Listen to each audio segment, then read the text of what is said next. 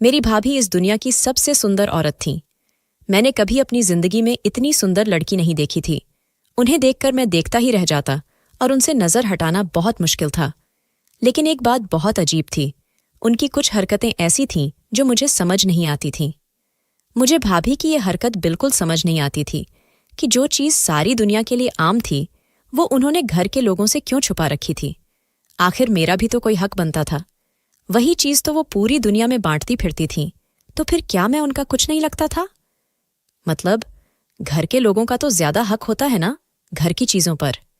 घर के लोगों का हक नहीं होगा तो फिर किसका होगा? मेरा हक तो सबसे पहले बनता था। मैं भाई से भी ये बात नहीं कर सकता था। भाई ने तो मुझे ये बात सुनकर ही मारना शुरू कर देना था, लेकिन भाभी से बात कर सकता था। शायद वो मुझे बच्चा समझती थीं और इस काबिल ही नहीं समझती थीं। उन्हें पता ही नहीं था कि मैं कोई बच्चा नहीं हूं बल्कि बड़ा हो गया हूं, क्योंकि जब उनकी शादी हुई थी तब मैं सिर्फ 13 साल का था, लेकिन अब तो उनकी शादी को भी 4-5 साल हो गए थे। यह वही बात थी कि सारी अदाएं दूसरों के लिए और अपनों के लिए सिर्फ गुस्सा। लेकिन अब मैंने सोच लिया था कि जो मैं हासिल करना चाहता हूं उसे जबरदस्ती हासिल कर लूंगा। मैं शुरू से ही ऐसा लड़का था जिसके दिमाग में अगर एक बार कोई इच्छा जाग जाती तो वह उसे पूरा किए बिना नहीं रहता था। और फिर अपने घर का छोटा बेटा भी था। मेरे माँ बाप ने मुझे बड़े लाडीज प्यार से पाला था। मैं जो चाहता था वह मुझे मिल जाता था। और अब अगर मेरे दिल में किसी चीज़ की इच्छा थी तो यह कैसे हो सकता था कि मैं उसे पूरा किए बिना रह जाता? क्योंकि जब वह नहीं देना चाहती थी तो अब तो मुझ पर वाजिब हो गया था कि मैं वह चीज़ खुद ही छीन लूं। इसीलिए एक रात मैं भाभी के कमरे में गया। मुझे उस रात बहुत डर लग रहा था, लेकिन वह डर मुझे भाभी से नहीं लग रहा था। वह ज्यादा से ज्यादा मेरा क्या बिगाड़ सकती थी? मुझे डर अपने भाई से लग रहा था, क्योंकि अगर वह मुझे देख लेता तो उसने मुझे नहीं छोड़ना था। वह तो बिना वजह ही चलते फिरते मुझे 1-2 थप्पड़ लगा देता था, और उसे पता चलता कि मैं उसके कमरे में आया हूं, वह मुझे कभी माफ नहीं करता। और फिर जो चीज मैं चुराने वाला था वह उसकी बड़ी प्यारी चीज थी। मेरा नाम इहाम है। मैं 17 साल का हूं और मेरा एक भाई था। हम लोग ही बस इस घर में रहते थे। मेरा भाई इस घर को चलाने में नाकाम रहा था, क्योंकि वह बिल्कुल भी पढ़ा लिखा नहीं था। मेहनत मजदूरी करता था, जिसकी वजह से यह घर बिल्कुल नहीं चलता था। तंगी बढ़ने लगी थी और हमें घर की काफी सारी चीजें बेचनी पड़ती थीं। ऐसी चीजें भी हमने बेच डालीं जो हमारे माँ बाप ने बड़े प्यार से बनाई थीं। भाभी के दहेज का सामान भी बिकने लगा।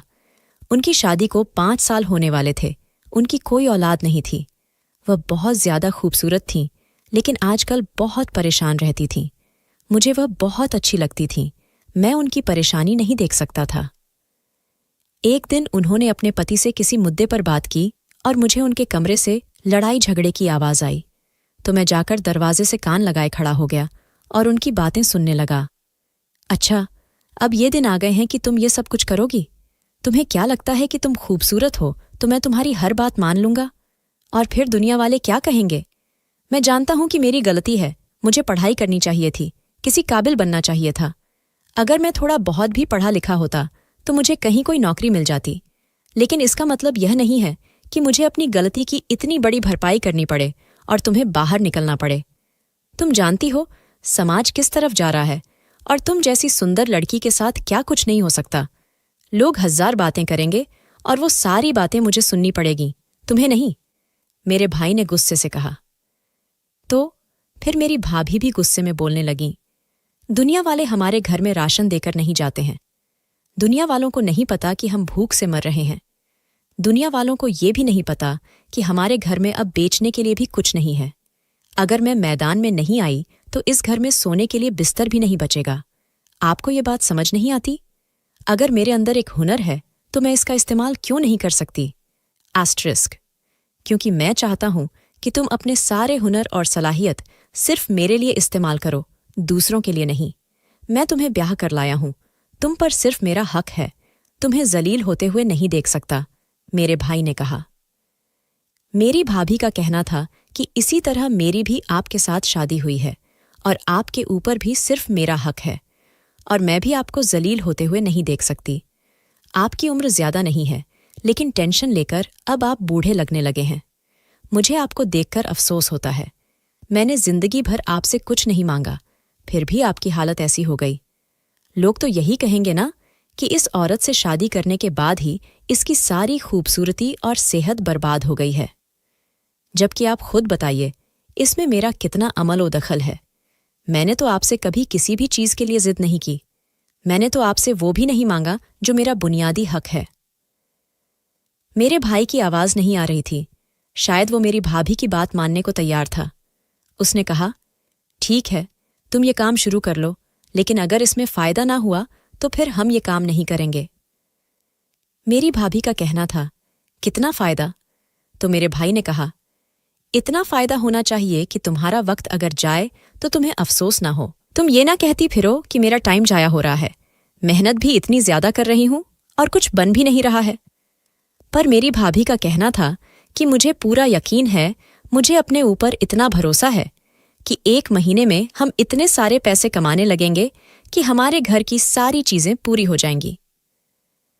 मेरे भाई ने कहा, ठीक है, मैं तुम्हें ये मौका देता हूं, भगवान करे ऐसा ही हो। भाई की बातें कुछ समझ नहीं आईं, लेकिन इतना समझ गया कि भाभी कोई ऐसा काम करना चाहती थीं जो भाई उनसे नहीं करवाना चाहते थे, लेकिन भाभी को खुद पर बहुत भरोसा था। मैं तो इस बात में खुश था कि अगर इस घर में पैसे आएंगे तो जाहिर है अच्छी चीजें भी आएंगी। मुझे भी जेब खर्च दिया जाएगा, क्योंकि मैं तो काम करता नहीं था और मेरा जेब खर्च बंद कर दिया गया था। इस घर में तो ढंग का खाना भी नहीं बनता था। शादी के शुरू में मेरी भाभी बहुत अच्छे अच्छे खाने बनाती थीं, लेकिन दाल को कोई अच्छे तरीके से भी बनाए रहेगा तो दाल ही है। पर मैं भी समझ नहीं पाया था कि भाभी क्या करेंगी। जहां तक मुझे पता था, वो भी पढ़ी लिखी नहीं थी। शायद उनको हिंदी पढ़ना और लिखना आता था। भाई को तो इतना भी नहीं आता था, लेकिन फिर भी वो क्या कर सकती थीं? औरतें घर में क्या कर सकती हैं? ज्यादा से ज्यादा बच्चों को पढ़ा सकती हैं या फिर कपड़े सी सकती हैं। भाभी को तो कपड़े भी सीना नहीं आता था और उनके पास तो मशीन भी नहीं थी। मेरा भाई अपने किसी दोस्त से फोन पर बात कर रहा था और मैं फिर से उसकी बातें सुनने लगा कि मेरी पत्नी ने शोर डाला हुआ था। मैंने उसकी इजाजत दे दी है तो ठीक कह रहा हूं, मैंने अच्छा नहीं किया। मैं बाद में पछता सकता हूं, लेकिन अब मैं क्या करूं? वो बहुत खूबसूरत है। उसने इस घर के लिए बहुत बलिदान दिया है। मैं नहीं चाहता कि अब मैं उसकी बात ना मानूं। वैसे भी मैं उसे कुछ नहीं दे सकता, कम से कम उसकी बात तो मान लो, वरना वो पागल हो जाएगी, गुस्सा करेगी और फिर इस घर में रहते हुए उसे ऐसा लगेगा कि जैसे उसे कोई सजा मिल रही है। मैं जानता हूं कि जब औरत को ऐसा लगने लगता है तो वैसे ही घर बर्बाद हो जाता है, क्योंकि वो घर तो सही तरीके से नहीं संभालती। जब से मेरे भाई ने मेरी भाभी को काम करने की आज्ञा दी थी, तब से वो बहुत परेशान था। मुझे पता नहीं था कि भाभी ने ऐसा कौन सा काम करना था। मेरी भाभी के कानों में सोने की बालियां थीं जो उनके पास आखिरी थीं। अगले दिन वो भी उनके कानों से गायब थीं। दरअसल मैं उनको काफी गौर से देखा करता था, इसलिए मैंने तुरंत पहचान लिया। मैंने कहा, वो कहाँ है? उन्होंने कहा, इसको बेच के तो मैंने कुछ सामान लिया है, मैं इससे कारोबार करना चाहती हूं। मेरी भाभी ने बर्गर बेचने का काम शुरू किया था। अपने ही घर के आगे वो ठेला लगाने वाली थीं, लेकिन इस तरह से लगाने वाली थीं कि वो घर के अंदर खड़ी होतीं और अंदर खड़े होकर ही काम करतीं, यानी कि खिड़की के आगे। मैं हैरान था कि भाभी को इस काम की इजाजत कैसे मिल गई, लेकिन जब इंसान भूख से मर रहा हो तो गैरत से तो उसका पेट नहीं भरता। मुझे लगा कि भाई मुझे भी कहेंगे कि भाभी की मदद करना, लेकिन उन्होंने मुझे ऐसा कुछ भी नहीं कहा था। हम जिस मोहल्ले में रहते थे, यहाँ 300 से 400 घर थे और हमें यहाँ पर सब लोग जानते थे। दरअसल मेरे बाबा की किराने की दुकान थी, इसीलिए हम लोग यहाँ पर काफी मशहूर थे। लेकिन फिर हमारे पास इस दुकान में सामान डालने के पैसे नहीं रहे और वो दुकान भी खत्म हो गई। मेरे भाई ने मजदूरी करनी शुरू कर दी। माँ इस दुनिया से चली गई और मेरी पढ़ाई भी बीच में ही रह गई थी। ये मोहल्ला हमारा अपने घर जैसा था। यहाँ पर हमें इस बात की तो शर्म नहीं थी कि हम कोई चीज बेच रहे हैं, लेकिन अजीब तो लगता है। भाभी को भी पहले दिन बहुत अजीब लग रहा था और अभी तक तो कोई एक भी ग्राहक नहीं था। लेकिन फिर कुछ बच्चे आने लगे और आहिस्ता आहिस्ता शाम होने लगी। उनका सारा माल बिक गया। खाना भी बहुत अच्छा बनाती थीं। मैं भूल गया था कि हर औरत के पास एक हुनर तो होता ही है जो कभी काम आ जाता है, वो होता है खाना बनाना। अगर कोई औरत सारी चीजें अच्छी नहीं बनाती तो वो एक चीज तो बहुत अच्छी बनाती है और उसी को इस्तेमाल करके वो अपने घर को भी चला सकती है, लेकिन उसमें बहुत ज्यादा मेहनत लगती है। यह बात ठीक है कि भाई ने मुझे कभी भाभी के साथ खड़ा होने को नहीं कहा तो मुझे मदद करा दो, और जब मैं गलती से वैसे ही पास जाकर खड़ा हो गया तो मुझे भाभी ने कहा, तुम यहां से चले जाओ। और फिर भाई ने तो मुझे गुस्से से कहा था, मना किया है तो जाया क्यों नहीं हो रहे हो? यहां खड़े होकर क्या तमाशा देख रहे हो? जाओ जाकर अपनी पढ़ाई करो।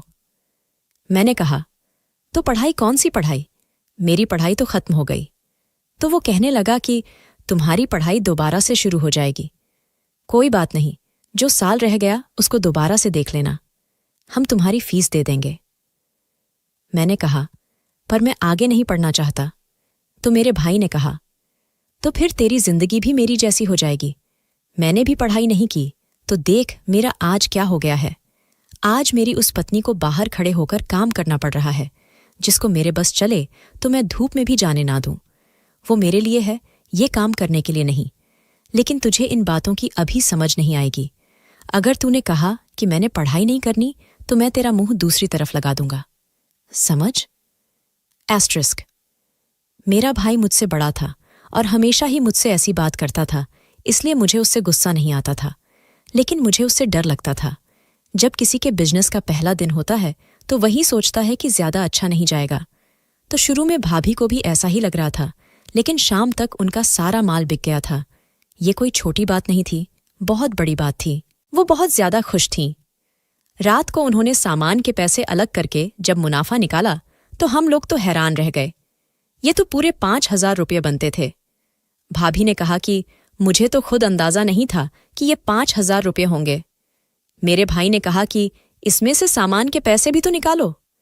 जब मेरी भाभी ने उसको बताया कि सामान के पैसे निकाल के ये 5,000 हैं, तो भाई का भी मुंह खुला का खुला रह गया। उसको यकीन नहीं हो रहा था। मेरी भाभी ने सारे के सारे पैसे मेरे भाई के हाथ पर रख दिए। भाई की आंखों में खुशी के आंसू आ गए। उसने कहा कि तुम ठीक कहती थी जो तुमने कहा, तुमने तो कर दिखाया। अगर इसी तरह रोज पैसे बनते रहे तो हमारे हालात तो बहुत अच्छे हो जाएंगे। और भाभी का कहना था कि अभी मुझे कुछ चीजों की जरूरत है, जिसमें कुछ ऐसी चीजें हैं जो हमें ऑन ऑर्डर पर बनानी पड़ेगी, ताकि हम लोग चीजों को महफूज रख सकें और कम तेल इस्तेमाल करके ज्यादा माल तैयार कर सकें। मेरे भाई ने कहा कि ठीक है, जिस काम से पैसे कमाने हैं उसमें पैसे लगाने में कोई हरज नहीं है। मेरे भाई ने मुझे भी 200 रुपये दिए, और मुझे याद भी नहीं था कि आखिरी दफा मुझे मेरे भाई ने 20 रुपये से ज्यादा कब दिए थे। तो मैं भी काफी खुश हो गया। गली से गुजरते वक्त देखा, सारा मोहल्ला मेरी भाभी के बर्गर की तारीफ कर रहा था। यहां तक कि मेरे दोस्तों ने कहा कि तेरी भाभी तो बहुत अच्छे बर्गर बनाती है, तेरे घर में कितने मजेदार बर्गर मिलते हैं। हमें तो एक बर्गर खाने के पैसे मिलते हैं, वो भी मुश्किल से, तो तू 10 भी खा सकता है। तुम एक काम करना, अपनी भाभी से कहकर मुझे बहुत ज्यादा भूख लगी है और 4-5 बर्गर लेकर आ। हम सब यार दोस्त बैठकर खाएंगे। मैंने कहा कि तुमने मुझे पागल समझा है क्या? मेरी भाभी बड़ी मेहनत करती हैं। अगर तुम लोगों को बर्गर खाना है तो खरीद कर ही खाना पड़ेगा। मेरी बात अलग है, मेरा तो घर है, मेरी तो अपनी भाभी है। अगर मैं खा लूं तो कोई बात नहीं, लेकिन तुम लोगों को खिलाकर मैं अपनी भाभी का धंधा क्यों खराब करूंगा? भला तुम लोगों ने क्या मुझे पागल समझ रखा है? तो वो लोग हैरान हो गए और कहने लगे कि बड़ा समझदार हो गया है। तेरी तो मजे हैं, तू तो सुबह शाम बर्गर खा सकता है, तुझे कोई रोकने वाला नहीं है, लेकिन हमें तो पैसे देने पड़ेंगे। मैंने जब ये बात सुनी तो मैं दिल में सोचने लगा कि मैंने अभी तक एक भी बर्गर नहीं खाया है। सोचा कि आज ही जाकर खाऊंगा, जाहिर है घर की चीज है, मैं तो मुफ्त में खा सकता हूं। मैं तो 3-4 खा जाऊंगा। मेरे दोस्तों का कहना था कि इतने मजेदार बर्गर तो किसी बड़ी दुकान पर भी नहीं बनते हैं। तेरी भाभी के हाथ में बहुत जायका है यार। मैं भी काफी पुरुम्मीद हो गया और मैंने सोच लिया कि आज ही कहूंगा कि मैंने खाना नहीं खाना। घर गया तो मैंने कहा कि बहुत भूख लगी है। भाभी ने कहा कि खाना तैयार है, आज बड़े दिनों बाद हमारे घर पनीर पका है, मैं तुम्हारे लिए खाना गर्म कर देती हूं। मेरी भाभी किचन में चली गई और खाना गर्म करने लगी। मैंने कहा कि नहीं, मुझे खाना नहीं खाना, मुझे बर्गर खाना है। जब मैंने ये बात की तो उनके हाथ से चम्मच गिर गया। उन्होंने कहा कि नहीं, तुम खाना खा लो, तुम्हारे लिए मैंने पनीर बनाया है। तुम्हें तो याद भी नहीं कि तुमने आखिरी दफा पनीर कब खाया था। तुम्हें पनीर नहीं खाना है क्या? तुम्हें तो इतना ज्यादा पसंद है ना? यही सोचकर तो मैंने बनाया है। मैं हैरान हुआ कि वो इतनी परेशान क्यों हो गई थीं। मैंने कहा कि रात को खा लूंगा, अभी मुझे बर्गर खाना है। आपके बर्गर की तारीफ तो पूरे मोहल्ले में हो रही है, तो फिर मैं क्यों नहीं खा सकता? मैं तो 3-4 खा लूंगा। पर पता नहीं क्यों भाभी थोड़ी घबरा गईं और उन्होंने मुझे मना कर दिया। जब उन्होंने दूसरी दफा मना किया तो मुझे गुस्सा आ गया। मैंने कहा कि आप क्यों मुझे मना कर रही हैं? उन्होंने कहा कि देखो, ये जितने का तुमने बर्गर खाना उतने में हमें मुनाफा मिल जाएगा और हम कोई अच्छी चीज खा लेंगे। मैं उनकी बात पर हैरान था कि आखिर ये किस किस्म की बात है। तीसरी दफा मैंने नहीं कहा। मैंने कहा कि मैं कहूंगा तो ऐसे लगेगा कि भीख मांग रहा हूं, और मैंने कभी किसी से भीख मांगकर नहीं खाया था। मेरे माँ बाप ने मुझे हमेशा अच्छा खिलाया था। हो सकता है कि हमारे घर में गरीबी भाभी की वजह से आई थी, क्योंकि जैसे ही उनकी शादी हुई थी हमारे हालात बुरे हो गए थे, वरना कभी हमारे हालात इतने भी बुरे नहीं थे। मेरे बाबा मुझे रोज के 50 रुपये दिया करते थे और मैं पूरा दिन जो मर्जी खाता पीता था, और अगर कभी पैसे खत्म हो जाते तो वो मुझे और पैसे भी दे देते थे। सच कहते हैं कि माँ बाप ना हो तो भाई और भाभी तो कभी माँ बाप की जगह नहीं ले सकते हैं। ये सारे घर का काम भी तो मुझसे करवाते थे, ये लेकर आओ वो लेकर आओ। और अब यहाँ पर एक चीज घर में बन रही थी, उसको भी भाभी गिन रही थी। मुझे गुस्सा तो बहुत आया। मैंने सोचा कि अपने भाई को ये बात जरूर बताऊंगा। मैंने सोचा कि मुझे बात नहीं करनी चाहिए, कहीं मेरी वजह से दोनों की लड़ाई हो जाए। लेकिन मुझे बहुत गुस्सा आया हुआ था। वो भी किचन में कोई काम कर रही थी। मैं भाई के कमरे में चला गया। मैंने कहा कि मुझे आपसे बहुत जरूरी बात करनी है। उन्होंने कहा कि क्या जरूरी बात करनी है? जब मैंने उनको बताया तो वो हंसने लगे। मैंने कहा कि भाई, इसमें हंसने की क्या बात है? उन्होंने कहा कि तुम बर्गर के लिए अपनी भाभी की शिकायत लगा रहे हो। मैंने कहा कि बात बर्गर की नहीं है, बात इस रवैये की है। अगर मैं खा लेता तो क्या हो जाता? मेरा भाई भी कहीं खोसा गया और उसने कहा कि देखो, जो तुम्हारी भाभी कह रही है वो बिल्कुल ठीक है। ये सुनकर मेरे कदम तले जमीन निकल गई। भाभी तो भाभी, मेरा भाई भी ऐसा निकला। वो भी मुझे मना कर रहा था कि ये बर्गर बच्चों के खाने की चीज नहीं है। ये दोनों क्या कह रहे थे कि ये बर्गर बच्चों के खाने की चीज नहीं है? ये बात तो ऐसी थी कि जैसे भाई ये कह रहे हो कि पानी पीने से प्यास नहीं बुझती है। बर्गर बच्चों के खाने की चीज नहीं थी तो फिर किसके खाने की चीज थी? इन दोनों का दिमाग खराब हो गया था। लगता है भाभी ने भाई को अपनी बातों में लगा लिया है। वो रोज भाई के हाथ से पैसे लेकर उसका तीसरा भाई पागल हो गया था, वरना उसने मुझमें हमेशा सख्त याद रखा, लेकिन इस तरह की हरकत कभी नहीं की थी। वो चीज खाने से तो नहीं रोका था। मैं वहां से वापस आ गया और मैंने कहा कि इनसे बात करना ही फिजूल है। लेकिन एक बात बहुत अजीब थी कि अभी महीना भी नहीं हुआ था और सारा मोहल्ला मेरी भाभी के बनाए बर्गर का दीवाना हो चुका था और पागल हुआ बैठा था। हर इंसान जो भी मेरे पास से गुजरता या तो बर्गर लेने जा रहा होता था या फिर बर्गर लेके आ रहा होता था। हम किसी फिल्म ड्रामे में देखते हैं ना कि कोई नया काम शुरू करता है तो वो बड़ी जल्दी मशहूर हो जाता है, लेकिन यहां पर तो भाभी ऐसे मशहूर हुई थी तो जैसे उनको पहले से ही पता था कि वो बहुत जल्दी मशहूर हो जाएंगी।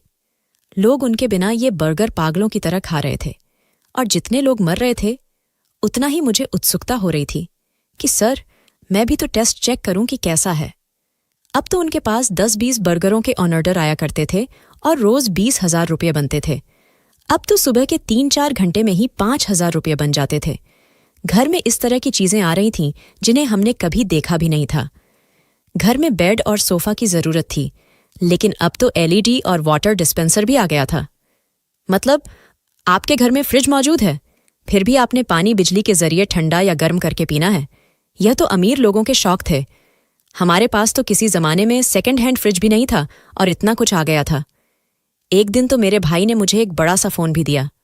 उन्होंने कहा कि यह तुम्हारे लिए लिया है। उन दोनों के ऊपर मुझे गुस्सा तो बहुत आया हुआ था, लेकिन मैं फोन लेने से इनकार नहीं कर सकता था। मैंने फोन ले लिया, लेकिन शुक्रिया नहीं किया। मैं हैरान होता था कि एक तरफ तो मेरे ऊपर पैसे खर्च किए जा रहे हैं कि मुझे नया फोन लेके दे दिया गया है, जबकि मैंने मांगा भी नहीं था, और दूसरी तरफ मुझे एक बर्गर नहीं खिला सकते। मेरे बाबा तो पहले ही इस दुनिया से जा चुके थे, लेकिन जब मेरी माँ इस दुनिया से गईं तो उन्होंने मेरे भाई और भाभी दोनों का हाथ पकड़कर कहा था कि आज से यह तुम्हारी जिम्मेदारी है। तुम लोगों ने इसे भाई और भाभी बनकर नहीं, बल्कि माँ और बाप बनकर पालना है। और ये लोग मेरे साथ क्या कर रहे थे? बात बर्गर की नहीं, बात जिद की थी। मुझे जिद चढ़ गई थी। मैंने इस बात को अपनी अना का परेशानी बना लिया था। मेरी भाभी इतने अच्छे बर्गर बनाती थीं कि कुछ बचता ही नहीं था, लेकिन फिर भी मैंने सोच लिया कि अब मैं चोरी करके ही खाऊंगा, और जब चोरी करके खा लूंगा तो फिर लोगों को बताऊंगा कि मैंने ये चोरी भी इनकी वजह से की है। एक रात मुझे प्यास लगी तो मैं किचन में गया। वहां भाभी के सामान के अंदर 4 बर्गर पड़े हुए थे। मैं देखकर खुश हो गया। मैंने सोच लिया कि आज जरूर खाऊंगा। मैंने 2 बर्गर प्लेट में रखे, उनको गर्म किया और अपने कमरे में आ गया और बहुत मजे से खा लिए। मुझे एक जीत का एहसास हो रहा था। शायद मेरी उम्र कम थी, इसलिए मैं इतनी सी बात पर भी खुश हो गया था कि जिस काम से मुझे मना किया मैंने तो फिर भी कर लिया। अब मेरा जो बिगाड़ सकते थे बिगाड़ लेते। मुझे तो कोई परवाह नहीं थी। एक बात बड़ी जीत थी कि भाभी के बनाए हुए बर्गर का जायका कोई इतना अच्छा भी नहीं था, ठीक ठाक बना था। खाने में अच्छा लग रहा था, लेकिन जिस तरह से लोग पागलों की तरह तारीफ करेंगे ऐसा कुछ नहीं था। मेरा भी दिल कह रहा था कि मैं और खा लूंगा, लेकिन अगर पता चल जाता तो फिर मेरी क्लास तो लगती। वैसे तो मैं झूठ बोल सकता था कि शायद बिल्ली ने खा लिया। मैंने मजे से खाए थे, मुझे बहुत अच्छा लगा था। लेकिन अभी 1 घंटा ही गुजरा था कि मेरी तबीयत अजीब सी होने लगी। पहले मुझे हल्की हल्की घबराहट होने लगी थी, लेकिन यह गर्मी का मौसम नहीं था। मुझे ऐसे लग रहा था कि मुझे ठंडे पसीने आ रहे थे।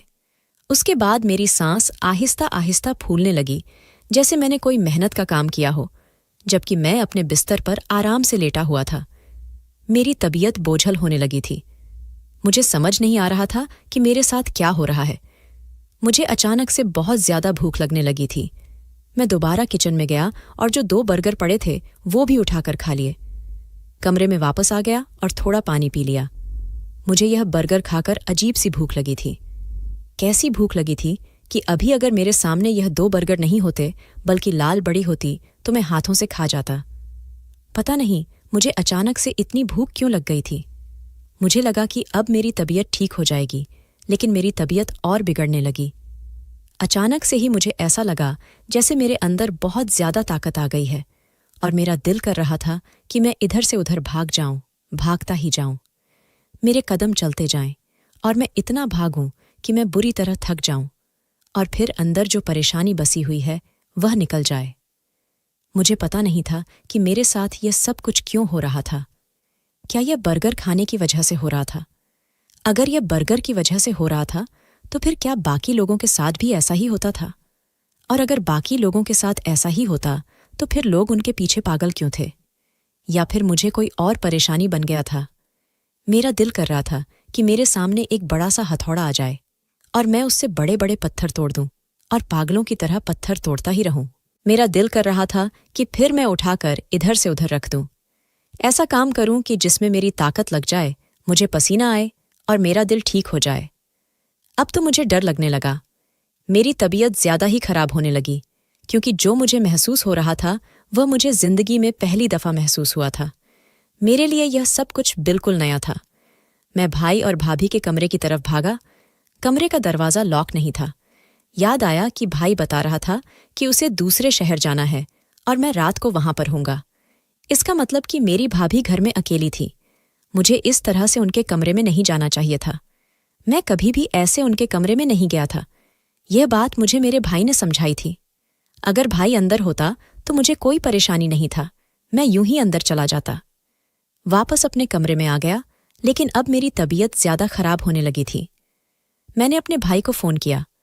मुझे पता था कि वह दूसरे शहर में है, आ तो नहीं पाएगा, लेकिन कम से कम मैं उसे बता तो देता कि मेरे साथ क्या हो रहा है। मेरी आंखों के आगे अंधेरा आने लगा। मेरा दिल कर रहा था कि मैं दीवार पर मुक्के मारना शुरू कर दूं, पत्थर उठाकर इधर से उधर फेंकूं। मेरे अंदर बहुत ज्यादा एनर्जी आ गई थी, जैसे कोई मशीन से चल गई थी। मेरा दिमाग चकरा रहा था, लेकिन मुझे फिर भी बहुत ज्यादा ताकत महसूस हो रही थी। अब तो मेरा दिमाग घूम गया। मुझे लगा कि अगर मैं यूं ही बैठा रहा तो मैं मर जाऊंगा और कल को लोग यही कहेंगे कि अगर तबीयत खराब थी तो भाभी को जगा देता। कम से कम मुझे डॉक्टर के पास ले जाती। मैं उनके कमरे में गया, वो सो रही थीं। मैंने जाकर उनके कंधे पर हाथ रखा और हल्का सा हिलाया। मैंने कहा, भाभी? तो वो घबराकर जाग गईं। उन्होंने कहा, खैर तो है, तुम यहाँ पर क्या कर रहे हो? मैंने कहा कि मेरी तबीयत खराब हो रही है। उन्होंने मेरी हालत देखी। उन्होंने कहा कि तुमने बर्गर तो नहीं खाया? मैं यह सुनकर हैरान रह गया। मैंने कहा, आपको कैसे पता चला क्या? यह भला क्या बात हुई? उन्होंने मुझे ऐसा क्यों कहा? उन्होंने यह क्यों कहा कि तुमने बर्गर तो नहीं खाया? अगर मेरी तबीयत खराब थी तो वह मुझसे पूछती कि क्या खाया था कि आपने, मगर उन्होंने सीधा कह दिया कि तुमने बर्गर तो नहीं खाया। वो मुझे फौरन डॉक्टर के पास ले गईं और डॉक्टर ने मेरा इलाज किया। मुझे रात को वहां पर ही रखा गया। सुबह सुबह मेरा भाई भी वहां आ गया। फिर भाई और भाभी मुझे वापस लेकर आ गए। मेरी हालत अब काफी संभल चुकी थी। मैं सारी रात सोता रहा था और सुबह भी थोड़ी देर और सो गया था। मैंने उनसे पूछा कि क्या बात है, मुझे कुछ समझ नहीं आया।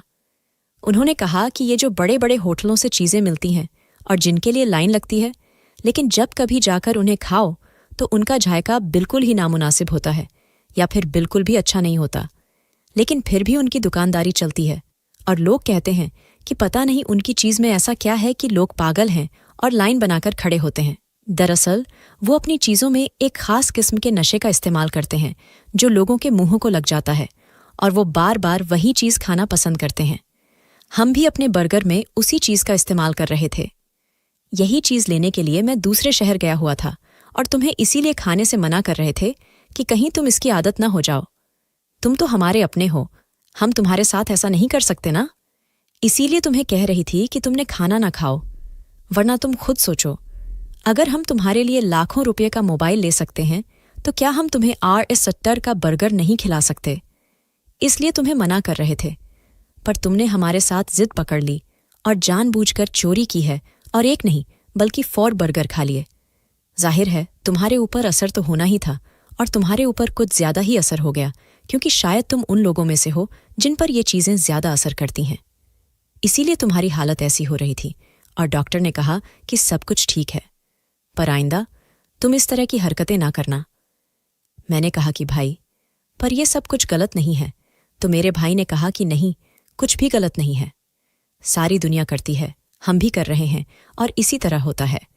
ये दुनिया की हकीकत है। वरना तुम्हें क्या लगता है, क्या इससे अच्छे बर्गर मार्केट में नहीं मिलते? लोग पागल हैं जो बड़े बड़े दुकानों के बर्गर छोड़कर हमारे पास बर्गर खाने आएंगे, जबकि बड़े दुकान के बर्गर और हमारे बर्गर की कीमत में सिर्फ 30-40 रुपये का फर्क है। ये कारोबारी पैंतरे होते हैं, तुम्हें समझ नहीं आएंगे। तुम बस अपने काम से काम रखो। तुम्हें जो चीज चाहिए वो हम लेके देंगे, लेकिन आइंदा इस तरह की हरकतें नहीं करोगे, वादा करो। मैंने कहा कि ठीक है और उनको उनके हाल पर छोड़ दिया। लेकिन मुझे ये सब कुछ बहुत अजीब लगा। वो ठीक कह रहे थे, दुनिया में ऐसा होता है। और भाभी ने भी बोला कि हमारे घर का सामान बिक गया। अगर ये ना करते तो और क्या करते? अगर सीधे तरीके से काम करते तो 2-2.5 साल तक किसी ने हमें पूछना भी नहीं था। बहुत हमारा नुकसान होता, लेकिन देखो इतने थोड़े से वक्त में हम कितने मशहूर हो गए हैं। आज भी मेरी भाभी और भाई के बर्गर पूरे मोहल्ले में मशहूर हैं और मेरा भाई और भाभी बैठ के नोट कमा रहे हैं। पता नहीं ये सही है या गलत, लेकिन मैं उनको रोक नहीं सकता। तुमने बहुत कुछ बना लिया, हमारा बड़ा शहर भी बन रहा है। एक छोटा सा होटल बनवाने के बारे में भी सोचा, जहां पर यही मिलेगा और बाकी चीजें भी शुरू करेंगे।